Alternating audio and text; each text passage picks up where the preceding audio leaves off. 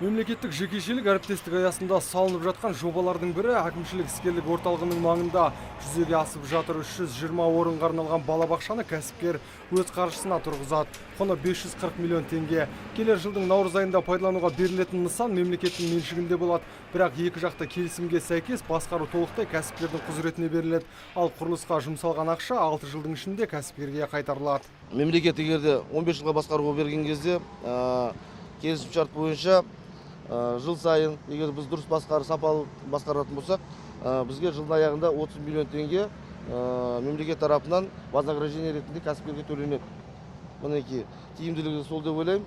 Бұл біріншіден халықты жұмыспен қамтып отырып, балабақшамен қамтамасыз етіп, екіншіден істеген еңбегінде мемлекет тарапынан бағалап, оған сондай сыйақы 30 миллион теңге мөлшерде беріп отқаннан кейін, бұның өзі бір үлкен көмек деп ойлаймын.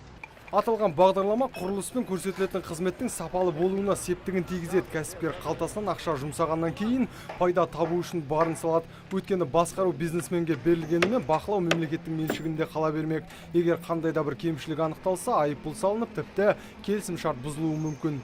Инвесторларға қойылатын талап ол инвестордың сол жобаны жүзеге асыратын мүмкіндігінің болуы. Оның жаңа ақша қаражаты, оның құрылыс лицензиясы дейміз, жаңағы егер медицина саласында болса, ол медицина саласындағы тәжірибесі, әр жобаның өзінің талаптары болады. Сол талаптарға сәйкес әрбір жекеше әріптес біліктілік талаптарынан өтеді.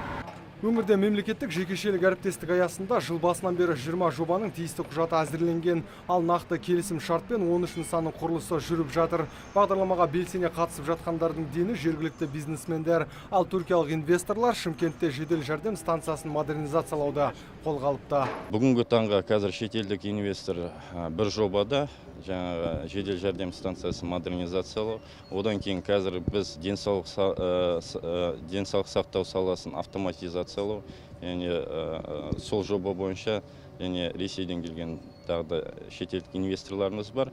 Жалпы осы онкологиялық орталықтың құрылысы бойынша оғанда біз шетелдік инвесторлармен қазір келіссөздер жүргізу сатысында. Қазіргі таңда аталған бағдарламамен салынып жатқан нысандардың кейбірі аяқталуға жақын.